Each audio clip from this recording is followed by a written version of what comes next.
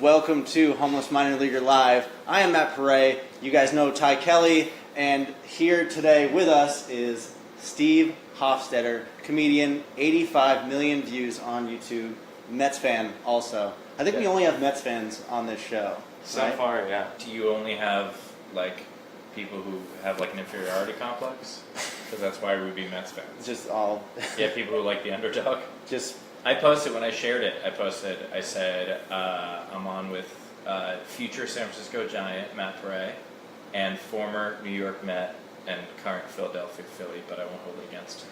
Well, I'm currently no one right now. Oh, he's free agent. Exactly. Right. So, fair. I could be anyone next year. That's true. You could be back with the all. Mets, and then... That's true. Or maybe I'm the next We need San Francisco help. Giant. Yeah, you would be the next San Francisco Giant No. before I'd be the next San Francisco Giant. I mean, But it's like a package deal. But Is it? before me, no matter what. Yeah. Maybe. Yeah. Unless you're going to come back out. I'm almost Bartolo Colon age. Yeah. Well, he's still playing. Yeah, so I got another 4 years or so before I got to retire. I remember the first time I saw... You're not officially retired yet, though.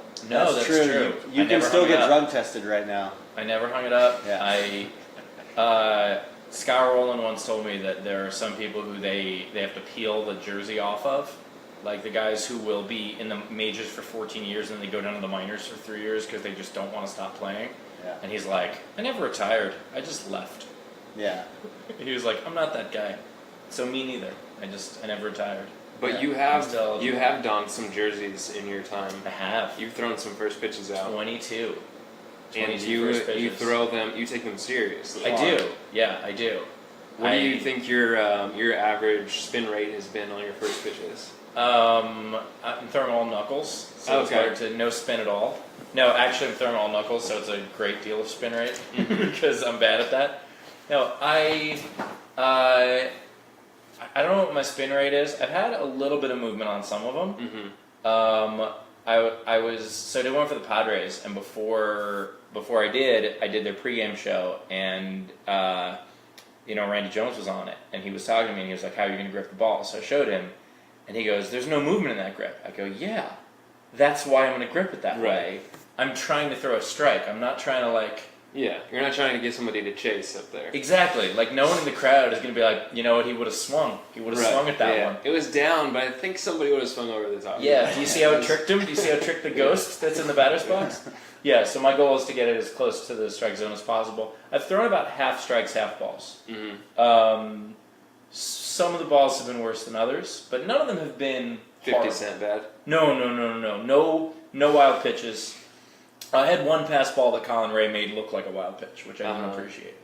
He didn't try for it. He just wasn't ready. He's dead to me. Yeah. He just didn't try. I think he's dead to all of us. He was. He was in.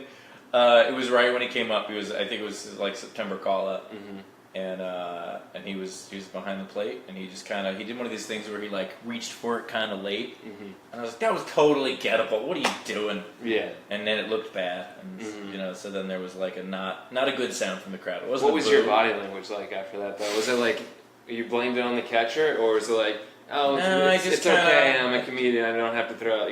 Tip my hat, and just kind of walked off. It was okay, but my body language in private afterward was a lot of gesturing. Some fingers may have been thrown up, things like that. Understandably. Yeah, I actually had my favorite first pitch story was with the Marlins. So there were two of us throwing. The other one was a rabbi. There was a Passover in the Park promotion that they were doing, first week of the season. So so beforehand we're standing around, and I was like, I'll make small talk with the rabbi, and first I said, because it was Passover, I said Chag Sameach, which, happy Passover for the viewers who don't know, or happy holidays, but the reason I said that is it's kind of a, hey, I'm one of you. It was like, we can talk. We can talk openly. I even did the ch sound, so he knew. Yeah. I wasn't like, Chag Sameach, and Chag Sameach, two chs. And he just kind of blew me off. Just kind of ignored me. And I was like, well, that was a little fine. Maybe he's nervous. Maybe he's uncomfortable. You know, I've been here before, but maybe he's nervous. So then we're standing by the field. We're like, you know, about to throw. And I go, so what are you hitting us with, Rabbi? You going to throw a curve? You going to throw some heat? Blows me off again. And at this point, I'm just like, I don't like this guy. Wow. And he throws and sucks. Just bounces it to the plate. You were happy about this? I was very happy about this. I was like, where's your God now? And and then I threw a strike.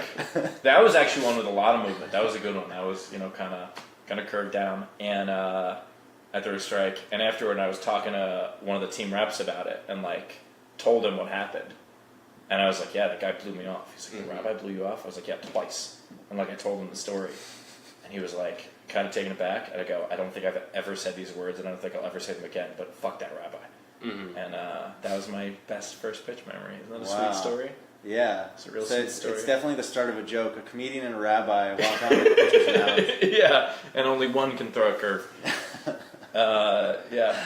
So, has your faith in Judaism remained, or did that kind of end it right there? You know what? I think that actually, I suddenly became an atheist in that moment. That was it. Yeah. Well, I was able to throw a strike, and he wasn't. Uh-huh. So I was like, I mean, come on. If there's something up there. Right. He loves Yeah. baseball for sure. Absolutely. That's the way to tell. Yeah. Yeah. That's how you know, right? So, Are we getting any offended people who are Let's watching see. this? right nobody now? has been offended at this point, I don't think. Yeah. Okay. Cool. Well, I got to step up my game then. So No, we'll find out. no offenses. Yeah. No offenses yet. Nothing in the comments I'm about not- being offended. Damn. You, All right. you I need gotta- to up it up. I gotta work. I Yeah. gotta work on my game. Yeah. All right. Well, should I tell the story about how I had to follow this special needs kid? Let's save that one. Let's save that one. He was a sweet kid. No, but just as a catching a first pitch, like I've caught a ton of first pitches in my career. Yeah. And I know like how much it sucks to not keep it in front. Like it's only happened twice to me. Yeah. And it's just like I'm trying my best because Yeah. I'm not playing that day. I'm gonna get in front of something for you. Right. You know? You're trying to help. Yeah. Yeah. Colin didn't try to help. I've had one specific one in spring training a couple years ago with the Cardinals that I was catching the first pitch because it was like my, you're a young guy, so Spring you training, catch 'em. you're gonna Yeah. Also, they gave us gift certificates for whatever reason Yeah, it was a nice restaurant too, but they would give us gift cards if you catch take on this horrible job. Yeah, and it's Yeah. really easy. You go up there and catch a first pitch, and then go back to the dugout, and you're not starting anyway, so it's Yeah. not a big deal. And they just give you meals. Yeah, but so the big thing with utility guys is who's going to be the emergency catcher. And with the Cardinals, they specifically had all the utility guys that were fighting for the role practice catching. Yeah. So we went through some drills and stuff, and then earlier that day we had done catching drills and stuff, and then so I went out there and caught the first pitch, which has really nothing to do with actually catching. Right. But so they one hopped it to me, and I picked it. I picked it and just stuck it. And then I Nice. went back into the dugout, and I went straight over to Matheny, who was a catcher, and I was like, You see me pick that? And he was like, oh yeah, I saw. Yeah. Nice. It was pretty funny.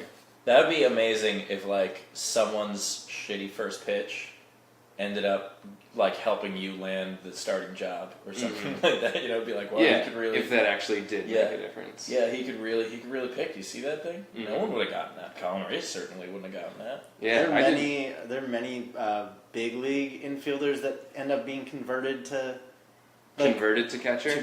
because I know that because I know in the minor league it normally happens in the minor leagues, but no one's in the big leagues Mhm. getting converted.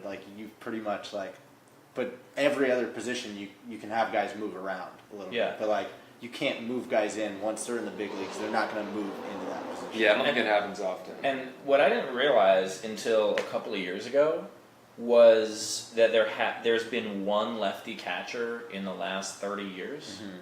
It was Benny DiStefano, and I think he was 89 maybe. And before him, and not only that, there are a bunch of positions where there are just no lefties at all. Yeah. Even was it third base? I think Mattingly played a couple of games. I think third base is the one first base is the one you obviously can play as Yeah.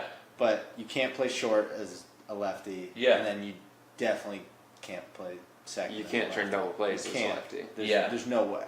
There's no Yeah. way for you to get your body that way. But third base, you can like do Yeah, like a but little even like. but even that, It's almost like being a right, but it's like being a righty. Being a lefty at third base is kind of like being a righty at first base. It's like it's and righties they have it too good. You know, like we've had it too good for too long. Like Could play anywhere. yeah, It's just so crazy to me that like all the take pitchers out of it, obviously, but all the left-handed players are pretty much outfielders or first baseman, and that's it. Like occasionally you'll get a third baseman, but there's pretty much no second, no short, no catchers. And that was something that like I didn't realize. You don't realize that even as someone who like I played as a kid, yeah. but as a fan, like I'm surprised they don't talk about that more. Yeah, I mean, it's just so ingrained in us, like, Yeah. because just like no chance of that ever happening. At this Yeah. point. There's just too many guys. Like, Yeah, there's I can't foresee that ever happening ever. again. No, it's I mean, gone It's just now, too tough. for sure. Yeah. It's Yeah, I like feel guys like- pitching like complete games every time. Like that's just gone. Is Never someone gonna gonna try happen. to like break a barrier? You think No. it'll be like I a don't big think story? that with like the age of specialization and Yeah. stuff that even at the lowest levels that they're even going to let kids do that. They're not gonna be anymore. like, oh, Yeah. like he's just Yeah. that good. Like we got to keep him there. Yeah, No. or like just some crazy dad on a farm somewhere doing some experiment. Like I'm gonna have the first lefty catcher. I'm gonna do it. And Yeah, he could try. But like, here's the thing: is for innovation to happen in the sport, like Yeah. maybe that's something where like this guy, like he develops his son as a lefty catcher, and there's this new technique for catching that like optimizes, and he didn't even like realize what he was doing, but. That I feel like that's a Yeah. way to get innovation in a sport that you know Yeah, has been like when it comes to like on the field stuff is kind of stale. Like now, granted, like the performances are great right now. Yeah. But I'm saying like when it comes to like the very like Someone small will aspect, come around and be a disruptor. right? Like when you look at the position of catching, like that hasn't changed in a while. Like Yeah. like if you just Except look for at the catch, gear. well, no, but catcher's gear, it's like it's been similar since I'd say like the '90s. It's like got that It very has. similar look. Have you seen the photo that was going around of the patent for the catcher's box? No, It was from like 100 years ago. There was a patent where the guy would wear a cage, and like the ball, Oh, he would wear really? padding, and then there would be a cage, and that would be the strike zone. It's the dumbest thing. and It's he the just dumbest wears thing. it like It's he's so just dumb. sitting there. He just sits there, and then they just try to get the ball in the cage. It's very dumb. And he's just so the guy's just having his knees worn out so he can be the strike zone. Pretty much. Yeah. Well, he But can how move. does What if he- he moves? I don't know if like he was actually the strike zone or it's just a helpful guide for the pitcher. Oh, Yeah. Yeah. Throw it in my box. that's I don't know. outrageous. Yeah, that's crazy. Oh, comments. What are people saying? What's the hardest pitch to hit for you? Oh, clearly there's a question for me. What is the hardest pitch? What's the hardest pitch? One As a fan, what do you think is the hardest pitch to hit? I mean, everyone always talks about the curveball. Mm-hmm. But I would guess a filthy slider is probably more difficult to hit than that. Yeah. So you'd say the cutter. Well, between right? I'm just thinking like between a curveball and a slider, what would be tougher to hit? Oh, well, the thing is, like a slider is a mid-velocity pitch. So if it's a fastball slider guy, and like it's not gonna be as hard to hit because you're keyed up. Your range isn't as large. Yeah, whereas a when it comes to curveball drops velocity. like 20 miles an hour. Right, exactly. But if he's a fastball slider change guy, like then you have to like cover more velocity Yeah. and like maybe just like stick to one range or the other. Yeah. So I'd say it depends on the rest of his stuff, but like just a curveball, like just a really nasty curveball versus a really nasty slider, like I don't like a curveball, like left on left curveball for me, like if that's starting behind me. If it's nasty, like that thing's starting behind me and then dropping in, I'm just like I don't know when to swing at this. Mine is actually a fastball though, just because I can't get around in time. I could see that. I have a better chance of guessing right at a curveball and actually getting my bat around. So that's kind of like facing a pitcher. Is that like a lot of times guys will try to get cute with pitchers and they'll throw like their off-speed stuff in there because they want to get a swing and a miss for a Right. strikeout rather than like pitching to weak contact or something like that. Right. Yeah. So you're sort of in the same boat as pitchers that don't hit very often. You might hit as often as pitchers do. Yeah. I'd say so. You hit during spring training. And then that's like... That's right. Yeah. Yeah, I took a little bit in the cage. Yeah. That's something where like I was given the opportunity to take batting practice with a minor league team, and I said no because I didn't have enough time beforehand to practice. You got to prep. And like throwing, I could do whenever. Yeah. But you just let that arm hang. And every for a few time, days yeah, every time. No, I mean you just warm up a couple beforehand, and it's okay. But the timing of hitting.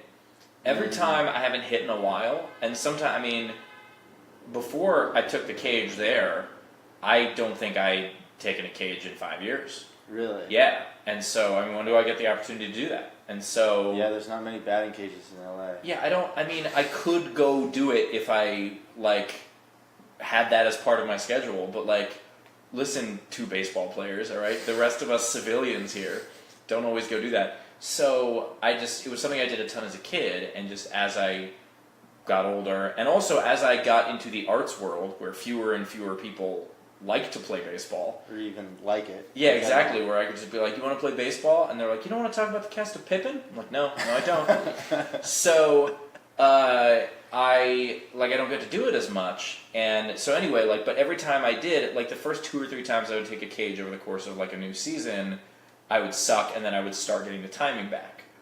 And so I didn't want to go do it on an actual field without giving myself the 3 or 4 times I would need to actually feel like I could do something. Otherwise, I would just embarrass myself. You got to go out and practice beforehand, like Jose Canseco does when he has his appearances. Oh, he does that? He has he'll go out and do like a home run derby before like minor league games. At least I remember he did it at Bakersfield one time. Yeah. When they were there, rest in peace, Bakersfield. For the Bakersfield, what was it, Blaze? The Something team, like California that, yeah. League team. They're gone now. Yeah.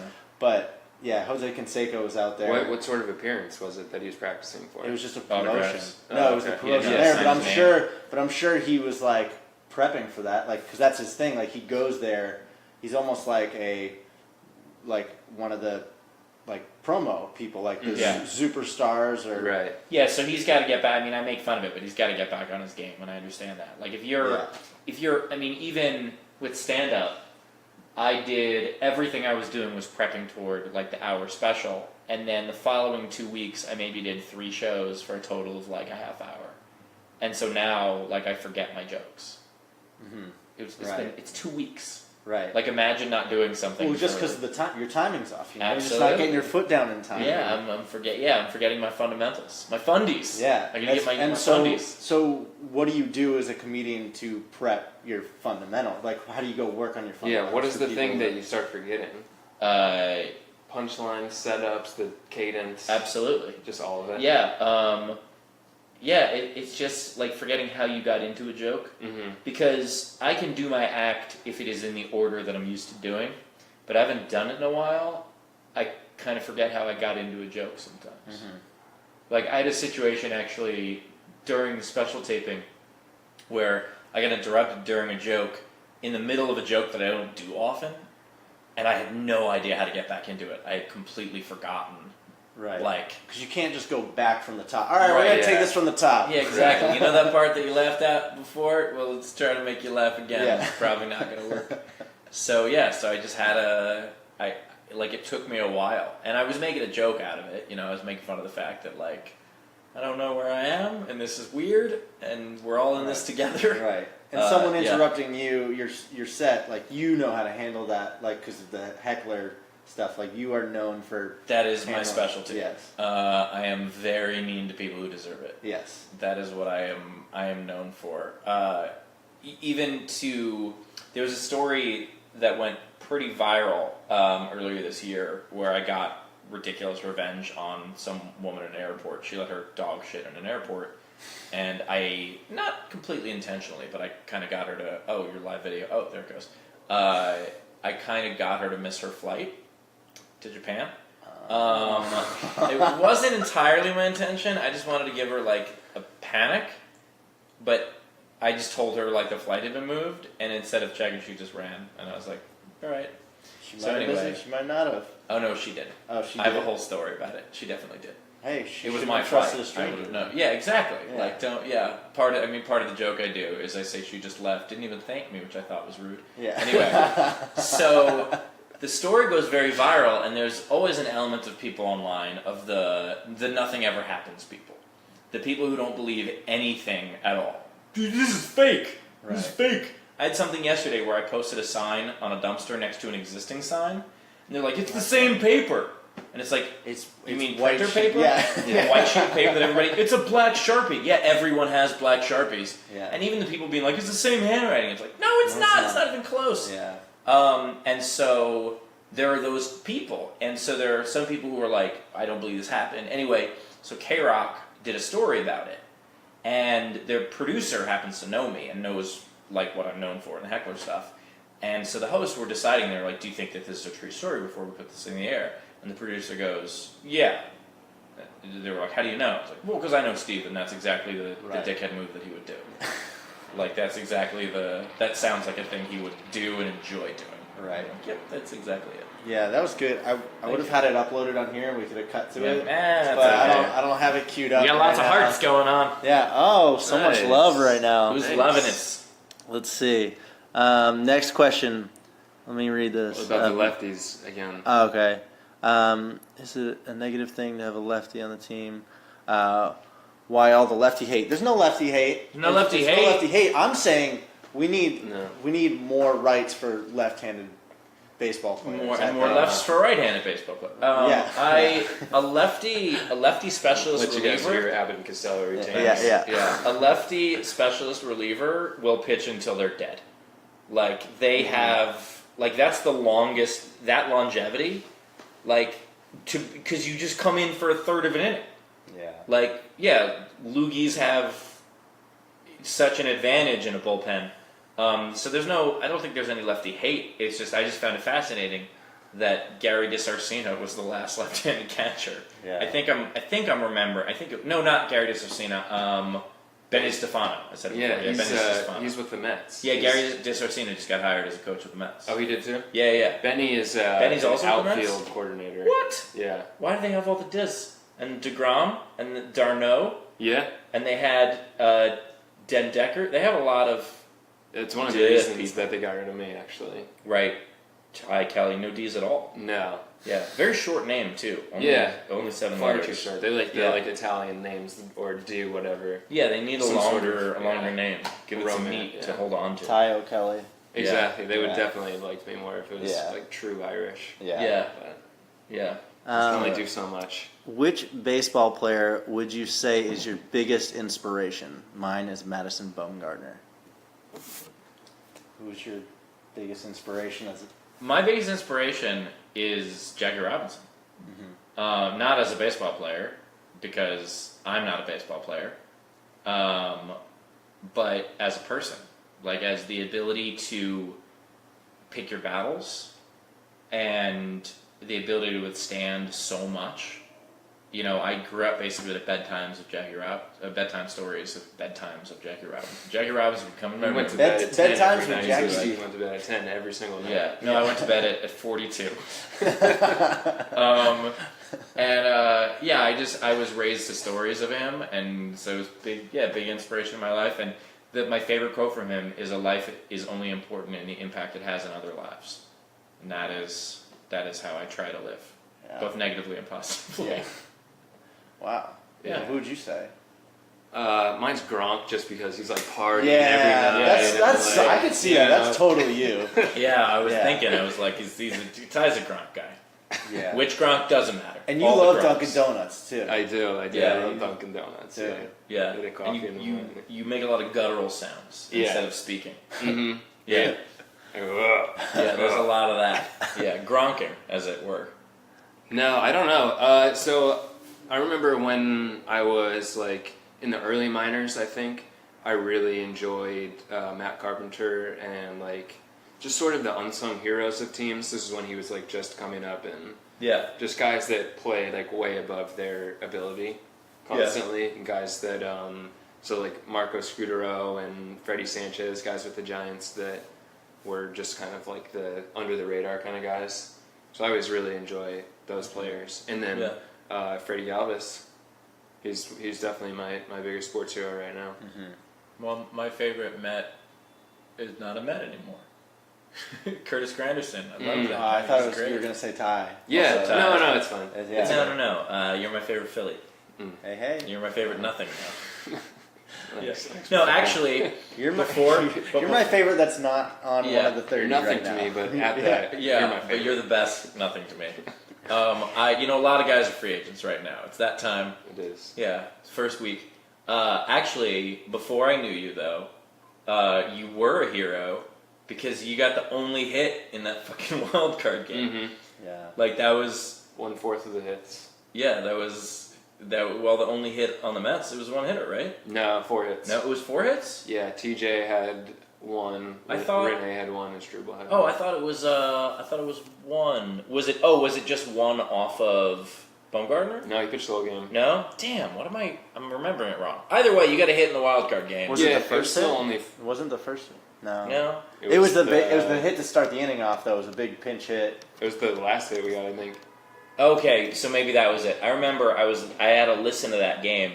I had just I had a show that night. I think I was in Syracuse, and I had a show that night, and I just got to my hotel during the 9th inning, and I had to walk my dog. I hadn't walked him in a while, and so all I wanted to do was watch the end of that game. And so I just took my phone. I have the MLB TV on it, but I couldn't just walk around in this shitty hotel parking lot just staring at it. So I just I had to listen. So I listened to you get that hit, and I was very excited. Nice. And then it didn't work out after that. Yeah, it happens. But it was an exciting run. But It was as a Matt's really been saying, exciting run. that the good times are just that much better once you've had the lows. Yeah.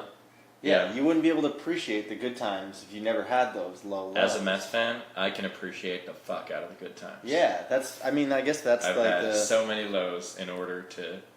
Really, that's what I'm trained for, and not just the Mets, but I'm also a Knicks fan. They haven't won in my lifetime, Yeah, that's. so. But Rangers and Giants have been decent to me.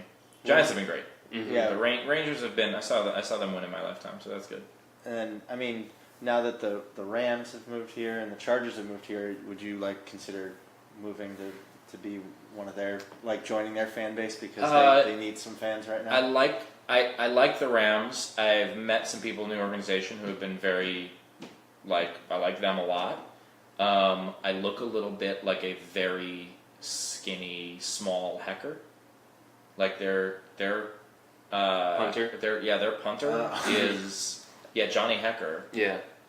Is this big, huge red-headed dude, and so we were joking around about a sketch where I would play his little brother, which would be a lot of fun. Isn't he in some of the Dude Perfect sketches? He's in a bunch of stuff. He's funny. Yeah. He's Yeah. genuinely funny, and so I like them, but I'll still always be a Giants fan. As much as and I like the Kings. LA Kings are my second favorite team.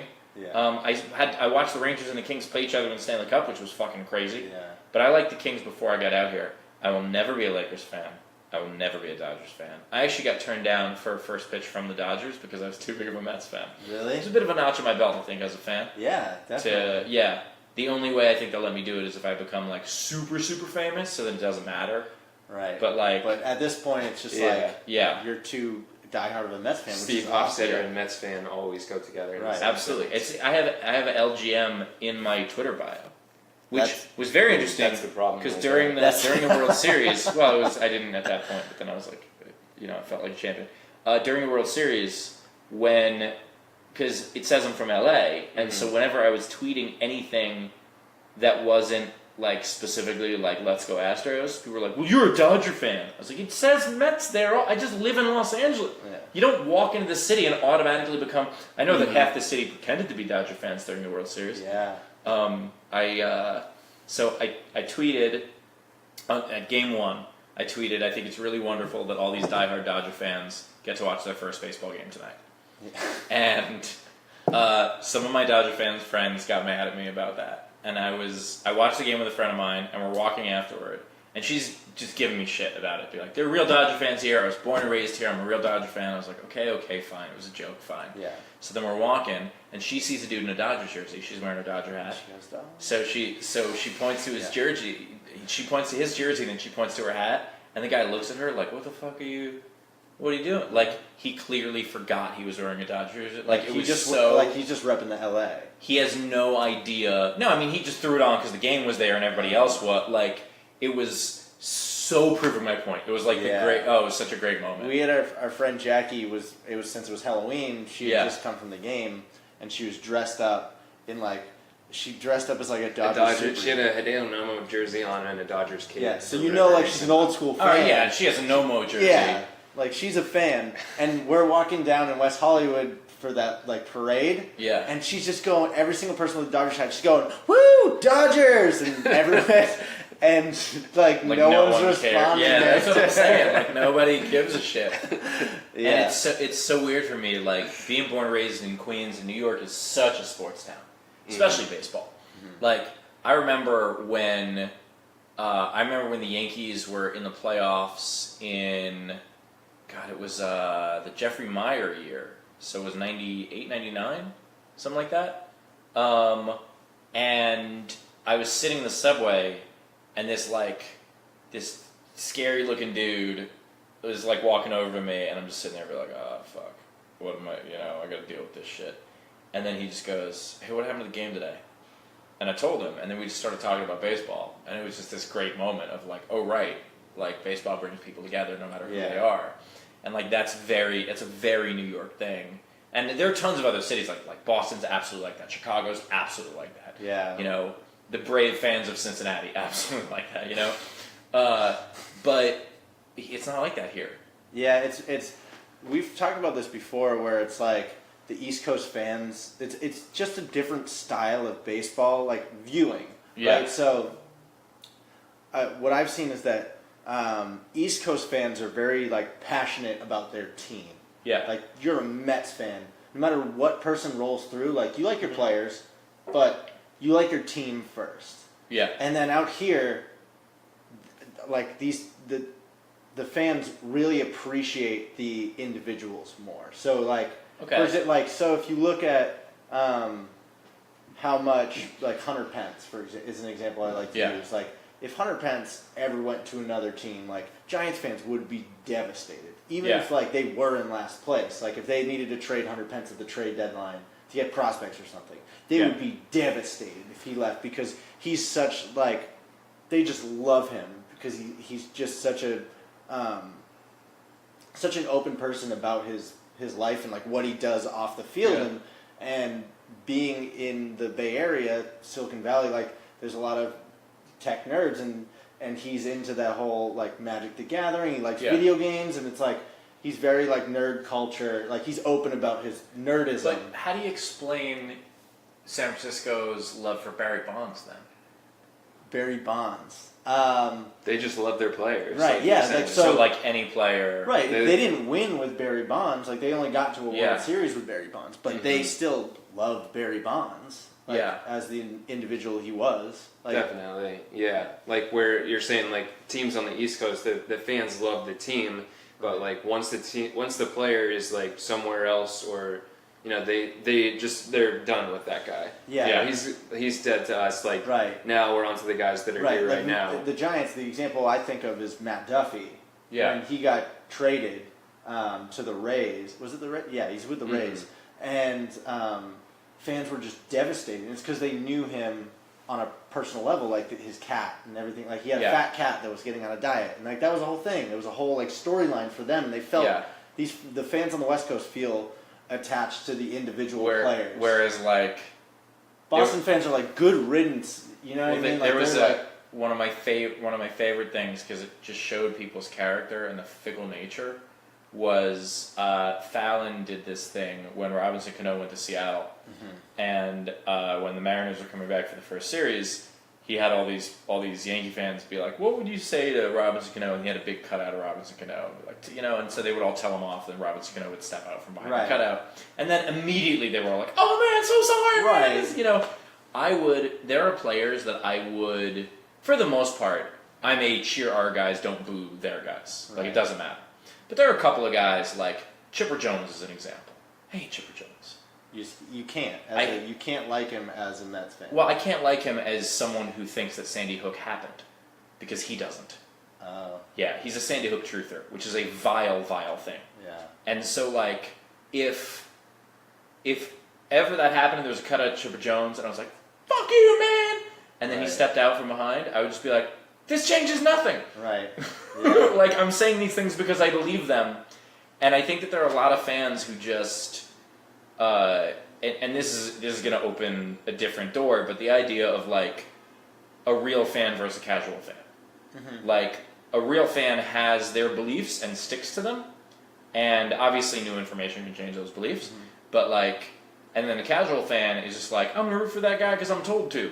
Right, but don't you, okay, so here's my thing about, Yeah. we don't want to silence the casual fans. Like, we don't want to. I don't think we should. Because But I can make if fun we're of trying, them. but the thing is, if we're trying to make the sport grow, like we want baseball to do You well. want casual fans to become diehards. Right. So Right. Being accepting to them, like even these bandwagon fans, and like as Okay, much as you can make fun of them, right? Yeah. Like we want our sport to grow. So if we're like we want to try and be as accepting, like okay, like you might have hopped on the bandwagon, but like.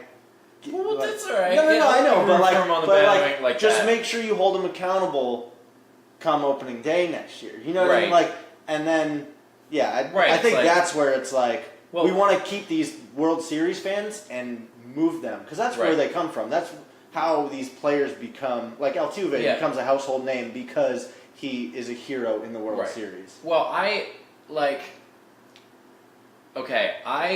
just don't like the fans who pretend they're bigger fans than they are. Mm-hmm. Casual fans are fine. I love the people who come in and go, you know what, I don't know a ton about the game, and I'd like to learn, and this is exciting, and, etc.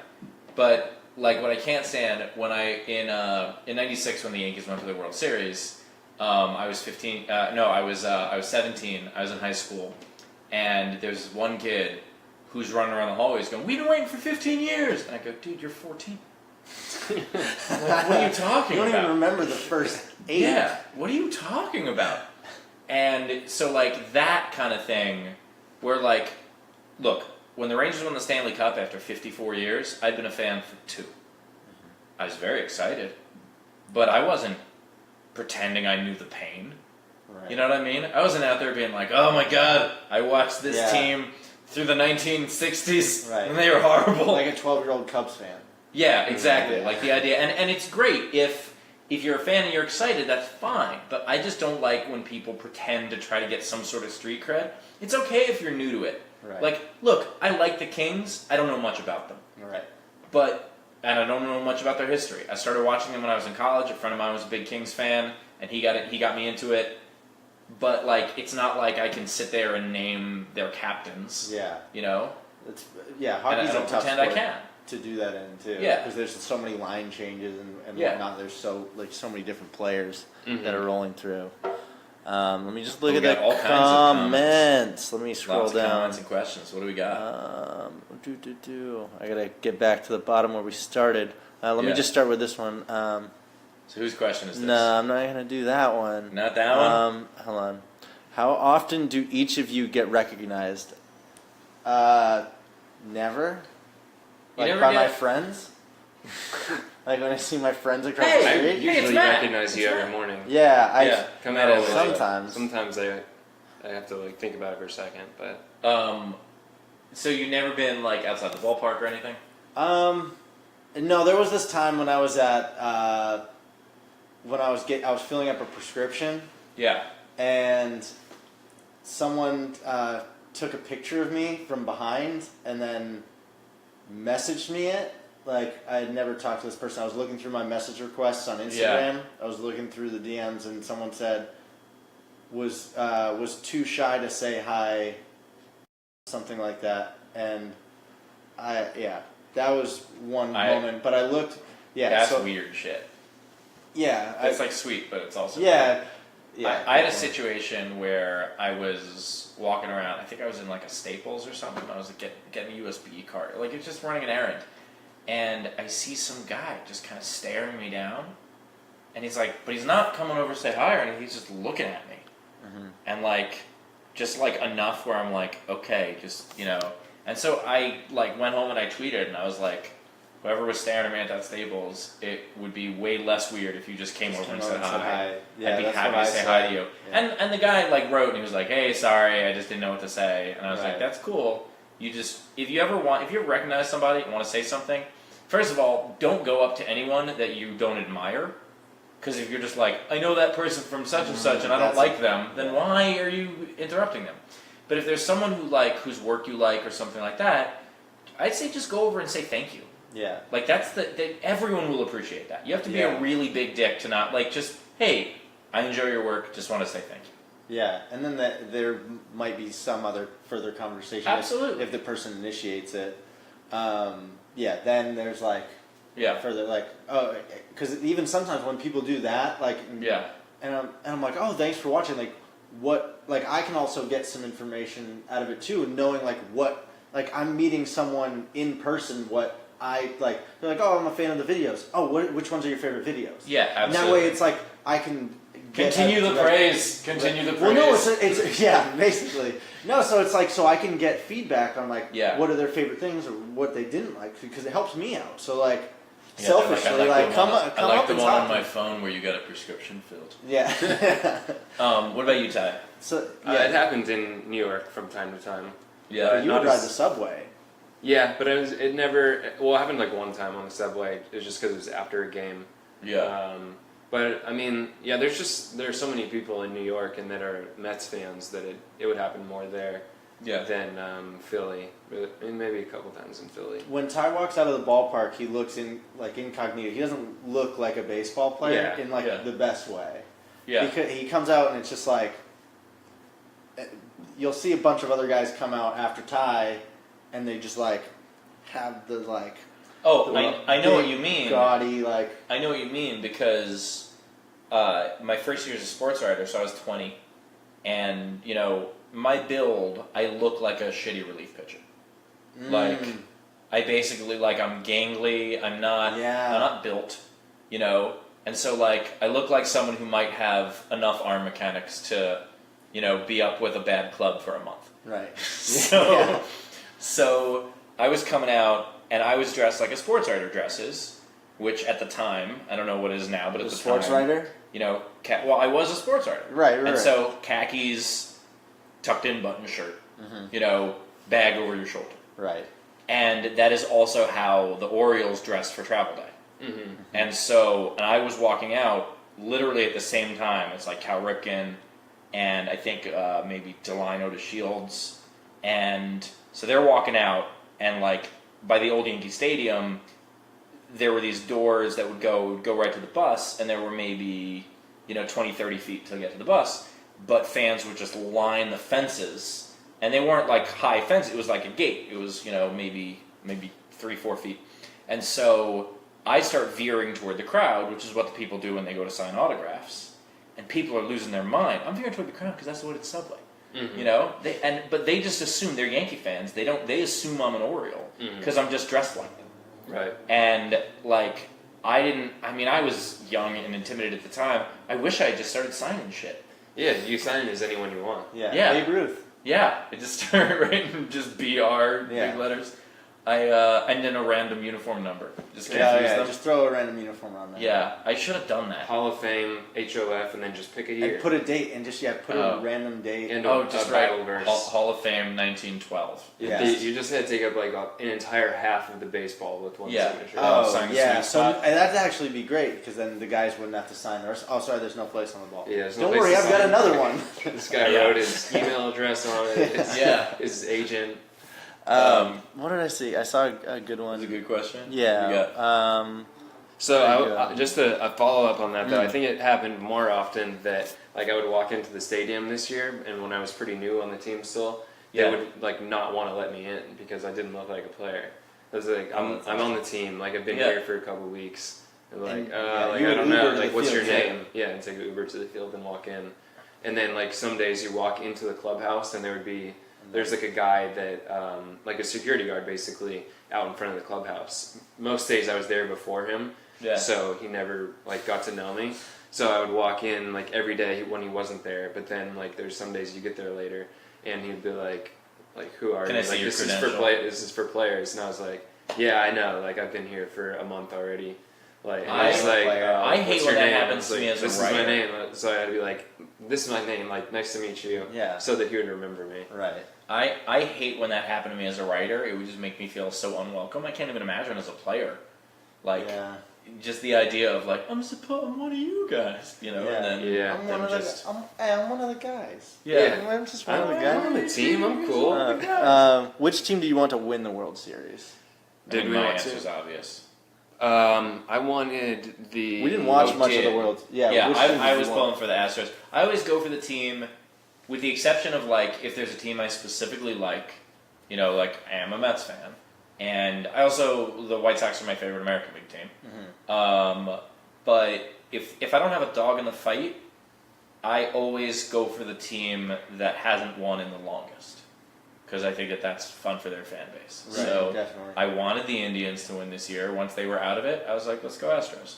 Yeah, but then you can get those fair weather fans or the bandwagon fans, and then Yeah. they're like, then you Yeah, but it those was nice- but it 12-year-old was kids also- who haven't had it hard enough for long. It was also so nice for the city of Houston, though. Yeah, for like, sure. That was Yeah. great. I mean, what they've been through, both with the hurricane and the Texans owner being horrifically racist. I mean, those things are very difficult to deal with as a Yeah. sports fan. So you have both of those. What was that thing where it was like someone tweeted about the Astros? It's like if I'd give up Deshaun Watson's health for Really? for the Astros to win the World Series, and then the Oh. next day, Gets hurt in practice. yeah, Oh, that's and like that sucks. blew up like the next day. Yeah, I there'll always would be a say- tweet for anything. Yeah. I would say that I wanted the Dodgers to win just because Chris Taylor was on the team. That's your And, buddy, yeah. He's the only guy that I really know. Yeah. He close seems at like all. a good dude. Yeah, really Like, nice. yeah, everything I've seen from him seems like a good dude. Yeah, you would not pick him out on the street, and I don't think that he would want to be. Right. Yeah. Yeah, I don't think I had His Everyone just I agree about. no reaction to anything. Yeah, it's kind of funny and I'm sure I have a different perspective on this than you guys do, because you guys are in the clubhouse as one of them.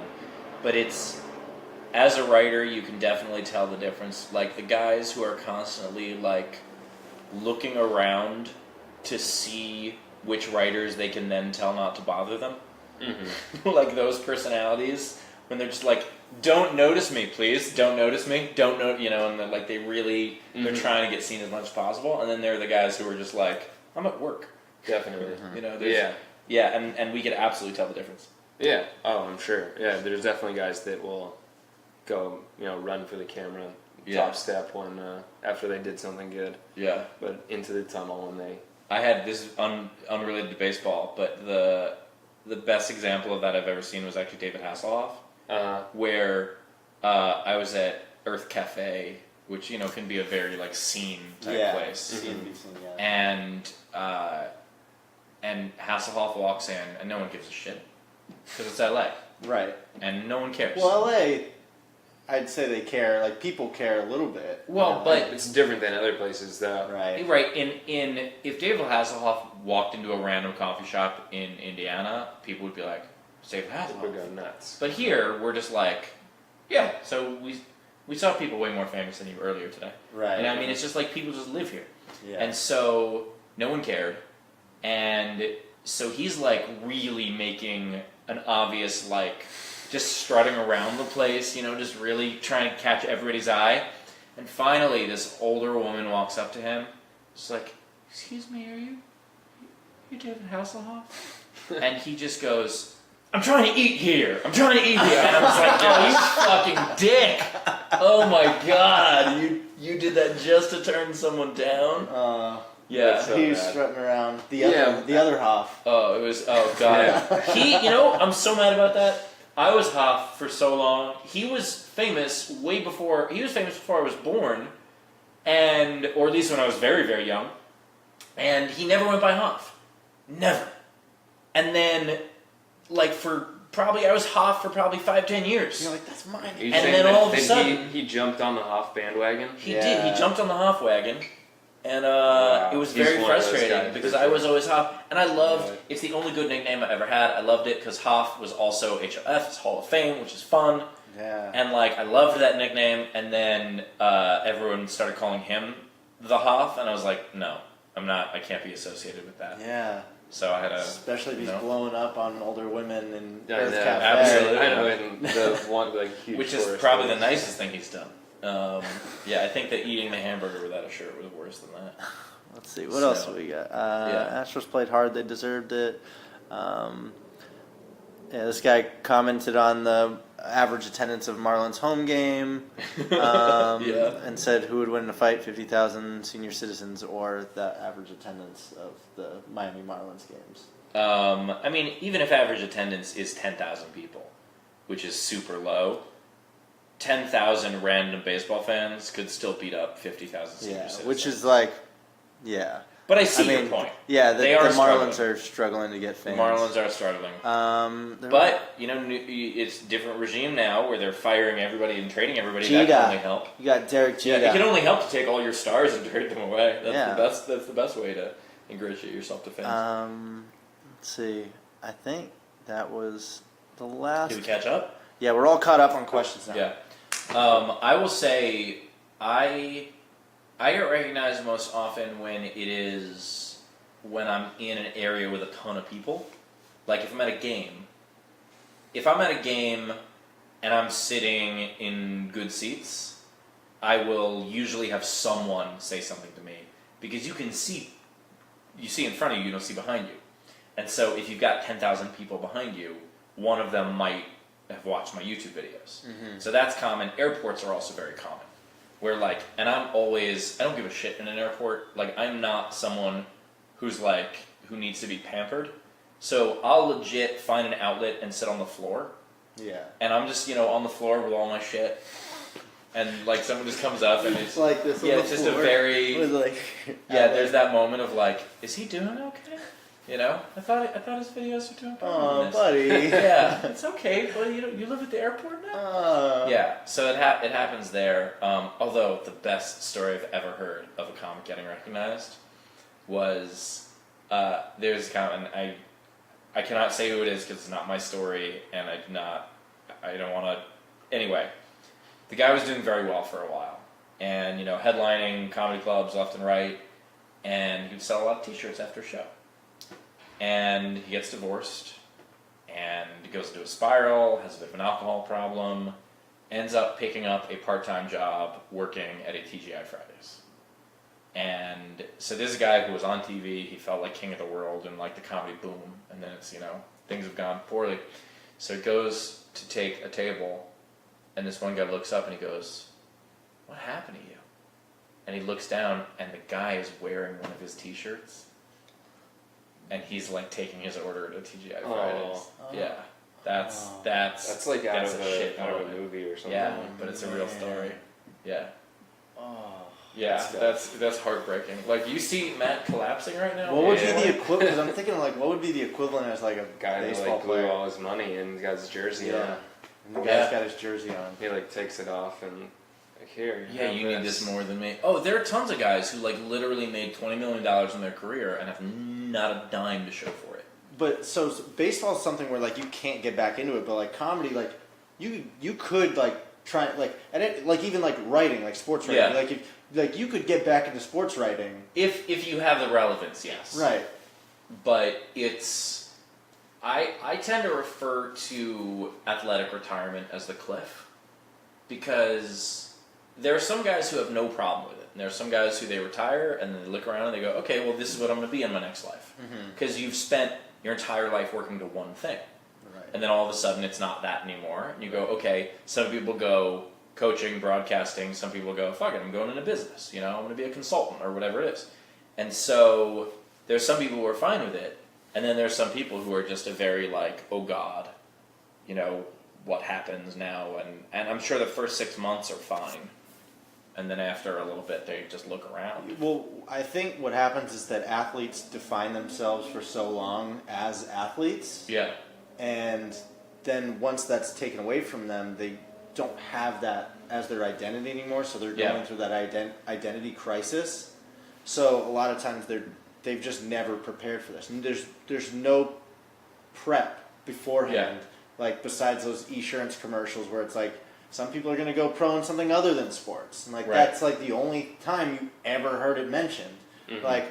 Your career's going to end at some point. you're gonna have to learn how to deal with that. Mine's not, but I know for a lot of other people. Yeah, right. yeah. You're gonna be like Ichiro and keep playing. Mhm. Yeah, you're gonna be fine. Yeah. Absolutely fine. Uh, I liken it to, you ever see, it's especially common in LA, like someone who their job was to be an attractive woman, like just someone who basically sponged off of other people for their lifetime, and then they hit 45, 50, and their magic powers go away. Do you know what I mean? Mm-hmm. Like that Like person. how the Kardashians come into fame, basically. Yeah. Yeah. I mean, someone is famous for the sake of being famous, and like. But it's worse, for them when they're not famous. Like, literally just someone who their life was like going to a bar, having drinks bought for them, being a kept person. Like, there are people who do that for a quote-unquote living. right. And Louis C.K. has that great joke about it. But, like, what do you do for a living? She's like, well, guys want to fuck me. Like, that's Right. her job. And so, and obviously this is a very specific subset of people. Yeah. This is a very rare thing, but it does exist. And there are guys who aren't the most intelligent guys, and who aren't doing other things like Facebook Live, and who don't have a fallback whatsoever, and who may have gotten bad financial advice, and maybe had an accountant that ripped them off, and maybe, et cetera, and then they're at the point where that's the same person, because their superpowers went away. And their whole life, especially people who aren't grounded, who don't have families telling them, like, hey, this is going to go away. There are people who literally, from the time they were 6 years old, had everyone be like, you are awesome and everything you do is correct. And then all of a sudden, they're too old to play, and then... What do you do now? Yeah. I think what it comes down to is defining yourself as something that can continue, right? So, like, defining yourself as an athlete, like, that's going to end. Like, you're not going to be a professional athlete your whole life. So, you need to define yourself. For me, I think of it like, oh, I'm an entertainer, right? No matter what, Right. like, I want to be entertaining people. And it's something where, like, I can keep doing that after my baseball career is over. Like, but I can still, be entertaining. And baseball is entertainment. Right. Exactly. Exactly. Sports is entertainment. Or it should be. Yeah. Some people want to play the old way. Right. Which Yeah. way do you want it played? I want to play the fun way. Yeah, bat flips. Bat flips and... Bat flips at the right time. I love when someone bat flips and they fly to the warning track. Yeah, there's nothing better because you know what? Like, ridiculous. that's part of the game. Like, hey, you Yeah. want to bat flip? It's Yeah, not then extra you look points, like an idiot. Yeah. but flair. Yeah, and then you look like an absolute idiot. But I love the celebrations in the end zone in football, Yeah, I'm glad they brought that back. Yeah, and so I like that kind of stuff. And I always thought those whole, like, well, if he celebrates, he's showing up the pitcher. Be like, when a pitcher strikes out a batter to end the game and they fall to their knees and they thank the heavens, that's not showing up the hitter. Yeah. That's not those arm pumps, those Right. that's why are pitchers allowed to do that and Yeah. hitters aren't. A lot of the rules, unwritten rules, are against the hitters. Yeah. Like, even the rules that are written for... they're still there against pitchers, too. Like, yeah. So ending a game, I think, is its own separate thing. Yeah. You can do anything you want when the game ends, because the game's over, you're not slowing down the game. Like, Yeah. I think that's a big part of it, is walking, like, out of the box and slowing everything down so that the spotlight is on you when everyone else is just trying to get back to the game. Right, and I bounce back. I get that, and I can't stand when players don't run out of hit. I can't stand like that kind of thing. But like my favorite play in baseball is the hidden ball trick. I love that so much because it's very rare and it's very silly, and it's just like it's a fun. And I'm sure that people think it's so bush league.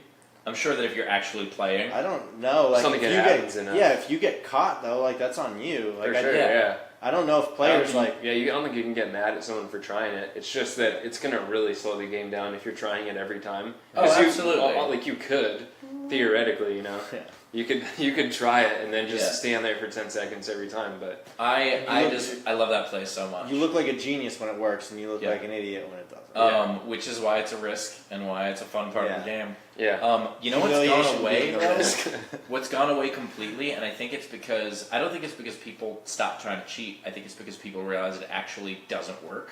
But corked bats. Corked bats used to be a thing. Like, I remember growing up, Sammy every Sosa. 3-4 years, someone would get canned for a cork bat. You know, you'd have, Chris Sabo, I remember when that happened, Albert Bell, with that whole thing with, Jason Grimsley crawling through the ceiling to switch with Paul Sorrento's bat. There was all kinds of hijinks like that. And I think it went away because the science came out that was like, hey, cork actually doesn't help you hit better. It was just this. It was one of those things that like people thought it did because there wasn't science in the 20s. Right. Yeah. And it just got carried through. Mm-hmm. And finally, like scientists actually started paying attention to baseball, and someone was like, "Well, actually," and then, And they did this too. yeah, absolutely. Yeah. Well, Yeah. Chris Sabo could have done that. But yeah, and so that went away. But I remember that was a fun thing of my youth.